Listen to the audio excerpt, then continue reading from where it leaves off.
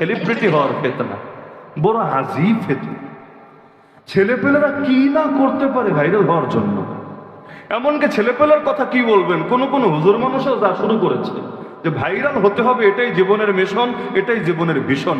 এজন্য একেবারে নতুন করে এই সমস্ত জামা পোশাক বাদ দিয়ে শার্ট প্যান্ট পরে মাথায় চুলগুলো কালার করতে হবে, এরপর জাতির সামনে এসে টিকটকে নিজেরে ভাইরাল করতে হবে যে আমি আগে হাফেজ সাহেব ছিলাম, আগে মৌলানা সাহেব ছিলাম, এখন নতুন করে টিকটকারে রূপান্তরিত হলাম। কিসের জন্য? কারণ মাকসাদ এটা না, মাকসাদ পরেরটা। 2 দিন পর থুক্কু দিবে, থুক্কু দিয়ে আবার ভালো হয়ে যাবে, কিন্তু মাঝখানে সবাই চিনে ফেললো, এইটাই তার জীবনের কামিয়াবি। কারণ বাংলাদেশে যে যত ভাইরাল তার মার্কেট তত বেশি। এখন ওয়াজের ময়দানটাও মানুষ কমেডি বানিয়ে ফেলেছে, সার্কাসের স্টেজ বানিয়ে ফেলেছে। কিভাবে?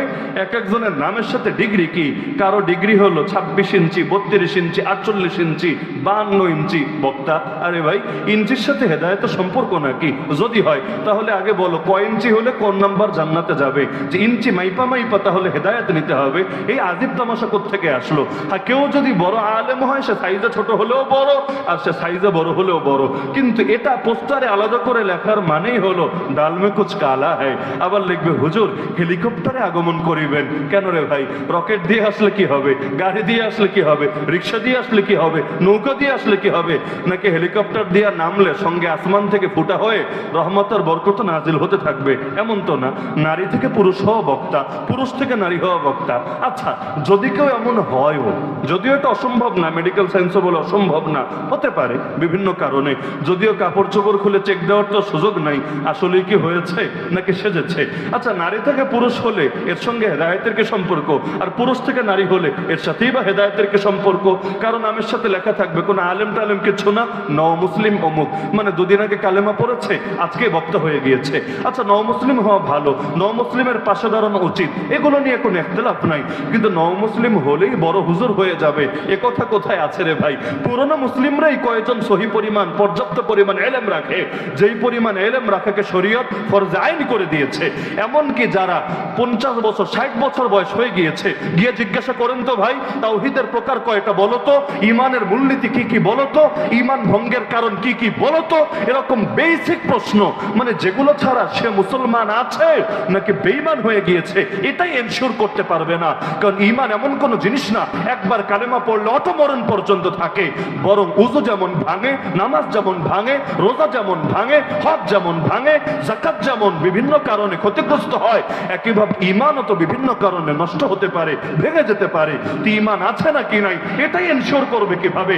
যদি নাই জানে কোন কথা বললে ঈমান যায়, কোন কাজ করলে ঈমান যায়, কোন বিশ্বাস রাখলে ঈমান যায়, তো যাদের বয়স 40, 50, 60 তাদের অনেকেরই তো এই মাসালাগুলো হল নাই, অথচ জীবনে বহু বই পড়েছে, বহু বয়ান শুনেছে, সেখানে গতকাল কালেমা পড়েই আজকে বাবা একেবারে ধর্মীয় নেতা হয়ে গিয়েছে। অথচ অনেক সময় দেখা যায় এই জাতীয় লোকরা পরবর্তীতে জাতির জন্য ফিতনার কারণ হয়ে দাঁড়াচ্ছে। কেন? কারণ দেখা যায় একবার ভাইরাল হয়ে গেলে তখন সবকিছুকে নিজের মতো করে ব্যাখ্যা করার আর মূল্যায়ন করার এক আজীব মানসিকতা শুরু হয়। তখন ইসলামের এমন এমন ব্যাখ্যাও করে বসে যে ব্যাখ্যার সাথে রাসূলের সম্পর্ক নাই, সাহাবীদের সম্পর্ক নাই, উম্মতের হাজার বছরের ঐতিহ্য এবং ইজমায়ের কোনো সম্পর্ক নাই। তো এগুলোর দায় কে নেবে? এই যে পশ্চিমা বিশ্বে এখন মডারেট ইসলাম ছড়িয়ে গিয়েছে, যার আরেক নাম রেখে দিয়েছে র্যান্ড, সেই র্যান্ড কর্পোরেশনে বানানো র্যান্ড ইসলাম, লিবারেল ইসলাম। ইসলাম তো ইসলামই, এটার আবার লিবারেলে কি আর মডারেটই কি আর এটাই কি আর সেটাই কি? ইসলামের মধ্যে আবার ভাগাভাগি আসলো কোত্থেকে?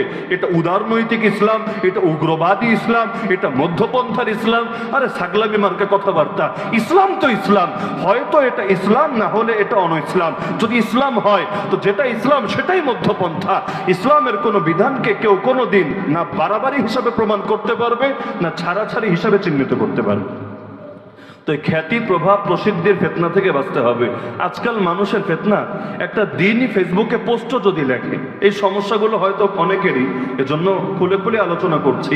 দিনই একটা পোস্ট লিখলেও তার মূল অ্যাটেনশন থাকে লাইক কয়টা পড়েছে, শেয়ার কি পরিমাণ হয়েছে, ভিউ সব ঠিকঠাক আছে কি না।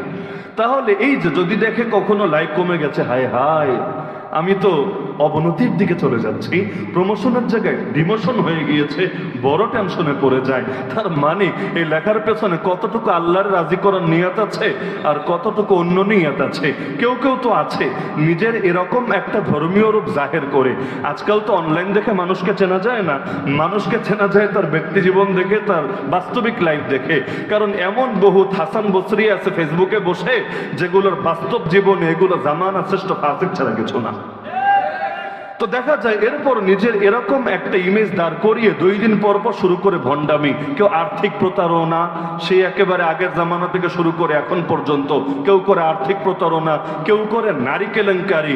আর নারীরাও তো বাংলাদেশের মাশাআল্লাহ সেলিব্রিটি পাইলেই হইল। নন সেলিব্রিটি ছেলেরা আরে বিয়েতে পাত্রী পায় না বলে হাহাকার করে, হুজুর দোয়া কইরেন, বিয়ে করতে চাচ্ছে বিয়ে হচ্ছে না, কেন বিয়ে হবে না? এই দেশে কি মেয়ের সংকট পড়েছে? না হুজুর, মেয়ের সংকট পড়ে নাই, কিন্তু মনের মতো মেয়ে পাচ্ছি না, ভালো মেয়ে পাচ্ছি না। কারণ যাদেরকে একটু ভালো পাই এরা আমার মতো ছেলের সাথে আসতে রাজি হয় না, আর যারা আসতে রাজি হয় ওদেরকে আমার পছন্দ হয় না। তো এত মেয়েরা যায় কোথায়? বড় একটা সংখ্যক দেখবেন সেলিব্রিটিদের 5 নাম্বার না 10 নাম্বার না 50 নাম্বার বউ হতেও এক পায়ের উপর খাড়া, খালি সেলিব্রিটি ডাকতে দেরি, শুয়ে পড়তে দেরি না। এগুলো হারলাই না, সেলিব্রিটিদের সঙ্গে ঝামেলাগুলো ঘটছে।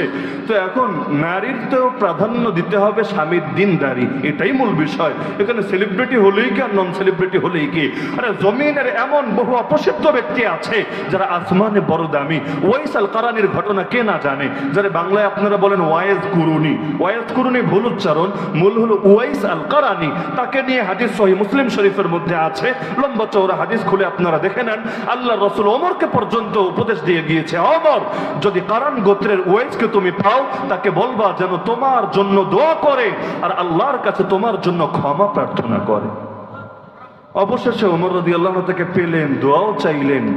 এরপর তিনি যে এলাকায় যান 2 দিন পর লোকে জেনে ফেলে আর এই তো সেই ব্যক্তি আল্লাহ নবী ওমরকে পর্যন্ত, যে ওমর জমিনে বসে জান্নাতে সুসংবাদ পেয়েছে, এই ওমরকে পর্যন্ত নবী বলে গিয়েছে তার কাছে দোয়া চাইতে।